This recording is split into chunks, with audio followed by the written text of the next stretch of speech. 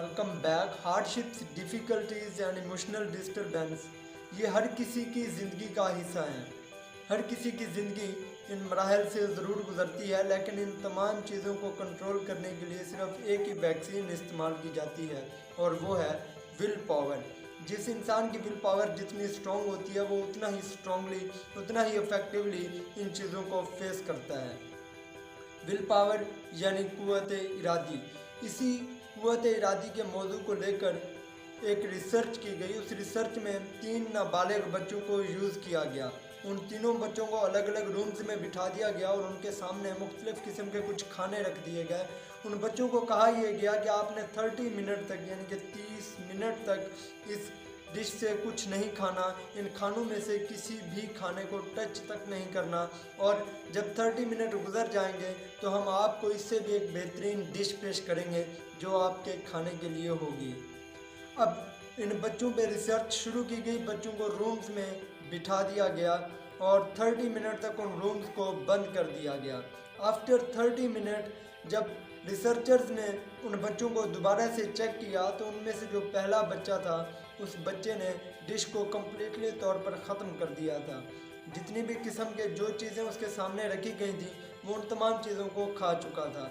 दूसरे बच्चे ने उन खानों में से थोड़ा थोड़ा टेस्ट किया था उन 30 मिनट के अंदर, और तीसरे बच्चे ने बिल्कुल भी उस डिश को टच तक नहीं किया था, और जो खाने जितनी मिकदार में उसके सामने रखे गए थे वो वैसे के वैसे मेंटेन थे।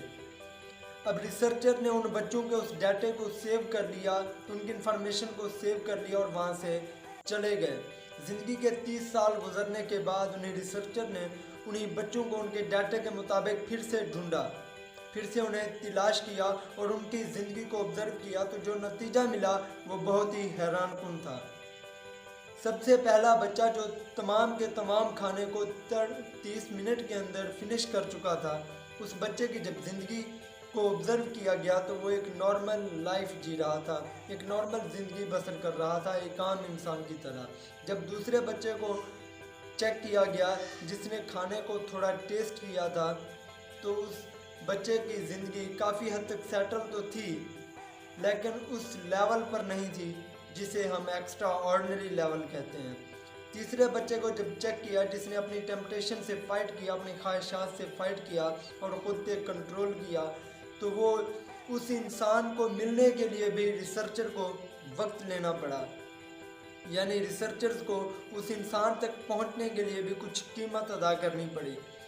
जब उस इंसान की ज़िंदगी को स्टडी किया, उस इंसान की ज़िंदगी को ऑब्ज़र्व किया, तो उस वक्त बहुत बड़े एम्पायर खड़े कर चुका था और he was the big businessman of his country.